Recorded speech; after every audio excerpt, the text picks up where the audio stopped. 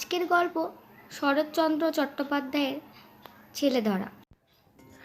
সেবার দেশময় রটে গেল যে 3টি শিশু বলি না দিলে রূপনারায়ণের উপর রেলের পুল কিছুতেই বাঁধা যাচ্ছে না। 2টি ছেলেকে জ্যান্ত থামের নিচে পোতা হয়ে গেছে, বাকি শুধু একটি সংগ্রহ হলেই পুল তৈরি হয়ে যায়। শোনা গেল রেল কোম্পানির নিযুক্ত ছেলে ধরারা শহরে ও গ্রামে ঘুরে বেড়াচ্ছে। তারা কখন এবং কোথায় এসে হাজির হবে কেউ বলতে পারে না। তাদের কারো পোশাক ভিখিরির, কারো বা সাধু সন্ন্যাসীর, কেউ বা বেড়ায় লাঠি হাতে ডাকাতের মতো। এ জনশ্রুতি পুরানো, সুতরাং কাছাকাছি পল্লীবাসীর ভয়ের ও সন্দেহের সীমা রইল না যে এবার হয়তো তাদের পালা, তাদের ছেলেপুলেই হয়তো পুলের তলায় পোতা হবে। কারো মনে শান্তি নেই, সব বাড়িতে কেমন একটা ছমছম ভাব। আবার তার উপরে আছে খবরের কাগজের খবর। কলকাতায় যারা চাকরি করে তারা এসে জানায়, সেদিন বউবাজারের একটা ছেলে ধরা পড়েছে। কাল পরে আর একটা লোককে হাতে নাতে ধরা গেছে, সে ছেলে ধরে ঝুলিতে পড়ছিল। এমনই কত খবর। কলকাতায় অলিতে গলিতে সন্দেহক্রমে কত নিরীহের প্রতি কত অত্যাচারের খবর লোকের মুখে মুখে আমাদের দেশে এসে পৌঁছল। এমনই যখন অবস্থা, তখন আমাদের দেশেও হঠাৎ একটা ঘটনা ঘটে গেল, সেইটে বলি। পথের অদূরে একটা বাগানের মধ্যে বাস করেন বৃদ্ধ মুখুজ্জে দম্পতি। ছেলেপুলে নেই, কিন্তু সংসারে ও সাংসারিক সকল ব্যাপারে আসক্তি 18 আনা। ভাইপোকে আলাদা করে দিয়েছেন, কিন্তু আর কিছুই দেবেন এ কল্পনাও তাদের নেই। সে এসে মাঝে মাঝে দাবি করে ঘটি বাটি তৈজসপত্র। খুঁড়ি চেঁচিয়ে হাট বাঁধিয়ে দিয়ে লোকজন জড়ো করেন। বলেন, হিরু আমাদের মারতে এসেছিল। হিরু বলে, সেই ভালো, মেরেই একদিন সমস্ত আদায় করব। এমনি করে দিন যায়। সেদিন সকালে ঝগড়ার চূড়ান্ত হয়ে গেল। হিরু উঠানে দাঁড়িয়ে বললে, শেষবেলা বলছি খুড়ো, আমার ন্যায্য পাওনা দেবে কি না বলো। খুড়ো বললেন, তোর কিছুই নেই না, আদায় করে আমি ছাড়ব। খুড়ি রান্নাঘরে কাজে ছিলেন, বেরিয়ে এসে বললেন, তাহলে যা, তোর বাবাকে ডেকে আনগে। হিরু বললে, আমার বাবা স্বর্গে গেছেন, তিনি আসতে পারবেন না। আমি গিয়ে তোমাদের বাবাকে ডেকে আনবো, তাদের কেউ হয়তো বেঁচে আছে, তারা এসে চুল ছিঁড়ে আমার বকরা ভাগ করে দেবে। তারপর মিনিট 2 ধরে উভয়ের পক্ষে যে ভাষা চলল তার লেখা চলে না। যাবার আগে হিরু বলে গেল, আজই এর একটা হেস্ত নেস্ত করে তবে ছাড়ব। এই তোমাদের বলে গেলুম, সাবধান। রান্নাঘর থেকে খুড়ি বললেন, তোর ভারী ক্ষমতা, যা পারিস করগে। হিরু এসে হাজির হলো রায়পুরে। ঘর কয়েক গরিব মুসলমানদের পল্লী। মহরমের দিনে বড় বড় লাঠি ঘুরিয়া তারা তাজিয়া বার করে। লাঠি তেলে পাকানো, গাঁটে গাঁটে পেতল বাঁধানো। এই থেকে অনেকের ধারণা তাদের মতো লাঠি খেলোয়াড় এই অঞ্চলে মেলে না, তারা পারে না এমন কাজ নেই, শুধু পুলিশের ভয়ে শান্ত হয়ে থাকে। হিরু বললে, বড় মিয়া, এই নাও 2টি টাকা আগাম, তোমার আর তোমার ভাইয়ের। কাজ উদ্ধার করে দাও, আরও বকশিস পাবে। টাকা 2টি হাতে নিয়ে লতিফ মিয়া হেসে বললে, কি কাজ বাবু? হিরু বললে, এদেশে কে না জানে তোমাদের 2 ভাইয়ের কথা। লাঠির জোরে বিশ্বাসদের কত জমিদারি হাসিল করে দিয়েছ, তোমরা মনে করলে পারো নাকি? বরং চোখ টিপে বললে, চুপ চুপ বাবু, থানার দারোগা শুনতে পেলে আর রক্ষে থাকবে না। বীরনগর গ্রামখানায় যে 2 ভাইয়ে দখল করে দিয়েছি, এ যে তারা জানে। কেউ চিনতে পারেনি বলেই তো সে যাত্রা বেঁচে গেছি। হিরু আশ্চর্য হয়ে বললে, কেউ চিনতে পারেনি? লতিফ বললে, পারবে কি করে? মাথায় ইয়া পাক বাঁধা, গালে গাল পাট্টা, কপালে কপাল জোড়া সিঁদুরের ফোঁটা, হাতে ছোঁয়া হাতি লাঠি। লোকে ভাবলে হিঁদুর জমপুরি থেকে জমদূত এসে হাজির হলো। চিনবে কি, কোথায় পালালো তার ঠিকানা রইল না। হিরু তার হাতখানা ধরে ফেলে বললে, বড় মিয়া, এই কাজটি আর একবার তোমাকে করতে হবে দাদা। আমার খুড়ো তবু যা হোক 2টো ভাগের ভাগ দিতে চায়, কিন্তু খুড়ি বেটি এমনই শয়তান, যে একটা চুমকি ঘটিতে পর্যন্ত হাত দিতে দেয় না।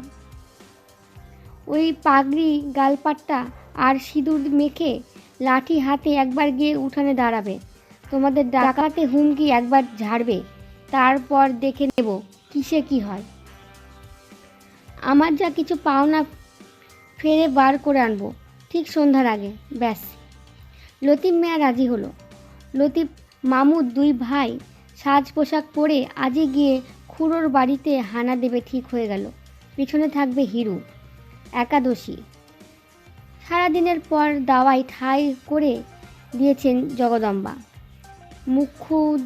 মুখুজ্জে মশাই বসে আছেন জলযোগে, সামান্য ফলমূল ও দুধ, বেতধাত।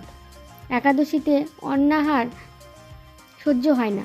পাথরের বাটিতে ডাবের জলটুকু মুখে তুলেছেন, এমন সময় দরজার ঠেলে ঢুকলো দুই ভাই, লতিফ আর মামুদ।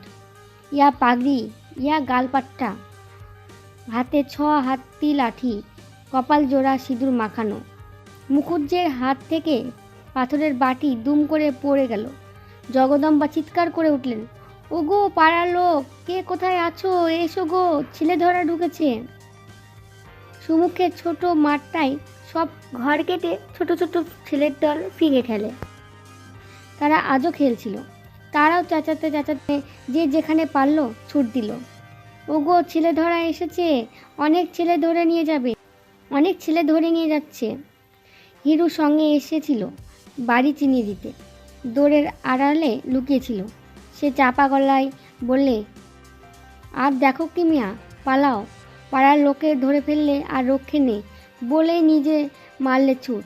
লতিফ মিয়া শহরের আর কিছু না শুনে থাক, ছেলে ধরার জনশ্রুতি তাদের কানে এসে পৌঁছেছে। চোখের পলকে বুঝলে এই অজানা জায়গায় এরূপ বেশে এই সিঁদুর মাখা মুখে ধরা পড়ে গেলে দেহের একখানা হাড়ও আস্ত থাকবে না। সুতরাং তারাও মারল ছুট। কিন্তু ছুটলে হবে কি, পথ অচেনা, আলো এসেছে কমে। চতুর্দিক থেকে কেবল বহু কণ্ঠে সমবেত চিৎকার, ধরে ফেল, ধরে ফেল, মেরে ফেল বেটাদের। ছোট ভাই মামুদ কোথায় পালালোর ঠিকানা নেই, কিন্তু বড় ভাই লতিফকে সবাই ঘিরে ফেললে। সে প্রাণের দায়ে কাটা বন ভেঙে লাফিয়ে পড়ল একটা ডোবায়। তারপর সবাই পাড়ে দাঁড়িয়ে ছুটতে লাগলো ঢিল। সে মাথা তোলে, অমনি মাথায় পড়ে ঢিল। আবার সে মারে ডুব, আবার উঠে, আবার মাথায় পড়ে ঢিল। লতিফ মিয়া জল খেয়ে আর ইট খেয়ে আধমরা হয়ে পড়ল। সে যতই হাত জোর করে বলতে চায় সে ছেলে ধরা নয়, ছেলে ধরতে আসেনি, ততই লোকের রাগ আর সন্দেহ বেড়ে যায়। তারা বলে, নইলে ওর গালে পাট্টা কেন, ওর পাগড়ি কিসের জন্য, ওর মুখময় এত সিঁদুর এলো কোথা থেকে। পাগড়ি তার খুলে গেছে, গালপাট্টা একধারে ঝুলছে, কপালের সিঁদুর জলে ধুয়ে মুখময় লেগেছে।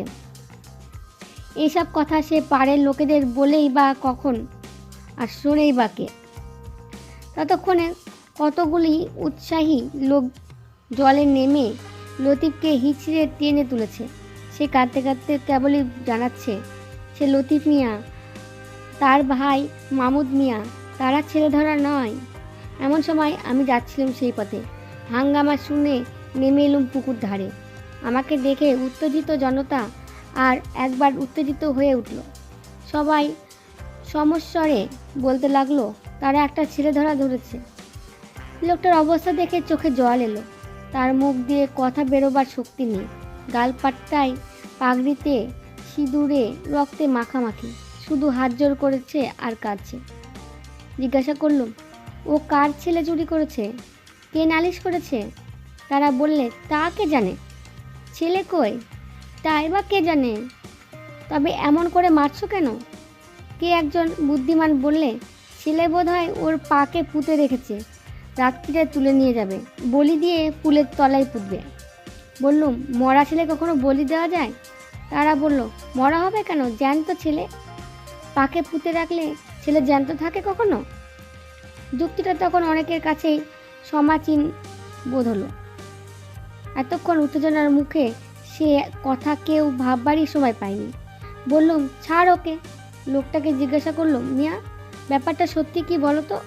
এখন অভয় পেয়ে লোকটা কাঁদতে কাঁদতে সমস্ত ঘটনা বিবৃত করলে। মুখুজ্জে দম্পতির ওপর কারো সহানুভূতি ছিল না শুনে অনেকেরই করুণাও হলো। বললুম, লতিফ, বাড়ি যাও, আর কখনো এসব কাজে এসো না। সে নাক মললে কান মললে খোদার কিরেক নিয়ে বললে, বাবুমশাই, আর এসব কাজে কখনো না। কিন্তু আমার ভাই গেল কোথায়? বললুম, ভাইয়ের ভাবনা বাড়ি গিয়ে ভেবো লতিফ, এখন নিজের প্রাণটা যে বাঁচলো এই ঢের। লতিফ খোঁড়াতে খোঁড়াতে কোনো মতে বাড়ি চলে গেল। অনেক রাত্রে আর একটা প্রচণ্ড কোলাহল উঠল ঘোষালদের পাড়ায়।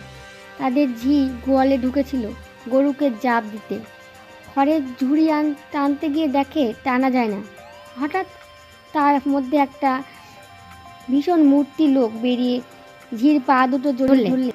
ঝি যতই চেঁচায়, গো, কে কোথায় আছো? ভূত আমাকে খেয়ে ফেললে। ভূত ততই তার মুখ চেপে ধরে বলে, আমাকে বাঁচাও, আমি বেরেত নই, আমি মানুষ। চিৎকারে বাড়ির কর্তা আলো নিয়ে লোকজন নিয়ে এসে উপস্থিত। আর আগের ঘটনা গায়ে সবাই শুনেছে, সুতরাং ছোট ভাইয়ের ভাগ্যে বড় ভাইয়ের দুর্গতি আর ঘটল না। সবাই সহজে বিশ্বাস করলে এই সেই মামুদ মিয়া, ভূত নয়। ঘোষালটাকে ছেড়ে দিলে, শুধু তার সেই পাকা লাঠিটি কেড়ে নিয়ে বললে, ছোট মিয়া, সমস্ত জীবন মনে থাকবে বলে এটা রেখে দিলুম। মুখের ওই সব রং ঢং ধুয়ে ফেলে এখন আস্তে আস্তে ঘরে যাও। কৃতজ্ঞ মামুদ 100 সেলাম জানিয়ে ধীরে ধীরে সরে পড়ল। ঘটনাটি ছেলে ভোলানো গল্প নয়, সত্যি আমাদের এখানে ঘটেছিল।